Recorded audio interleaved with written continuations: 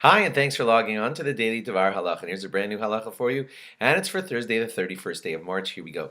You know that there is a special idea of starting Shabbos early. We call it early Shabbos, and the idea is, within reason, you can't just start Shabbos like 1 o'clock in the afternoon if you want to, but within a special preordained amount of time, which was roughly around an hour and a quarter, depending on some things. Let's just leave it at that. Around an hour and a quarter before Shabbos, you're allowed to start Shabbos early.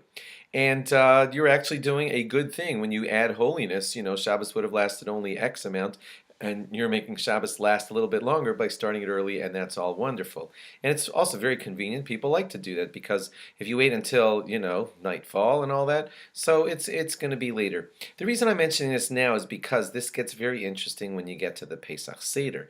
At the Pesach Seder, wow, that would be a time when everybody would love to start Yontif early because I'm adding on to the holiness, and I get to start a very long Seder, which is a long, long, long thing, and I get to start it real nice and early. Wouldn't that be wonderful? Well, I'm sorry you can't. That's the short version of today's halacha. You can't make early Pesach, and the reason is because the way it used to work when the temple stood was that, of course, the Pesach sacrifice was offered on the afternoon of the 14th of Nisan, and then it was eaten at nightfall. It was eaten at nightfall. And the whole Pesach idea of the matzah and the wine and everything that goes along with that was supposed to be done along with the eating of the carbon Pesach, which happened at nightfall. And therefore, all of the stuff, including the 4 cups, are supposed to be done at nightfall with the Pesach Seder, which goes along with the eating of the carbon Pesach. We still follow that, even though we don't have the actual the Pesach sacrifice, but we still do things in that regard, that we start things after nightfall. You might remember that we do this with Sukkot too, because there's a comparison between the first night of Sukkot and the first night of Pesach. But back to our topic. Therefore, on the first night of Pesach, you cannot start early. You have to wait until nightfall. And nightfall is when 3 stars come out.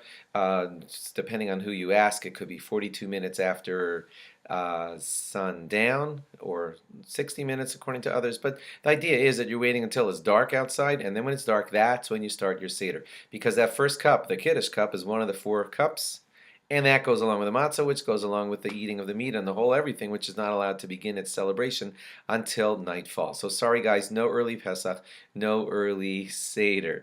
It is a good idea, not just practical to give the kids toys to keep them interested during this late night, but it's also like halachic. We want the kids very interested, and we want to have them to have anything which will involve them in the Seder: questions, toys, things, props, and don't consider that like silly shtick that's just a kooky, wacky new idea of this century. It's always been that way. Halacha has always stated that we do whatever we can to keep the kids interested in this night when we have a mitzvah to teach them all about the holiday.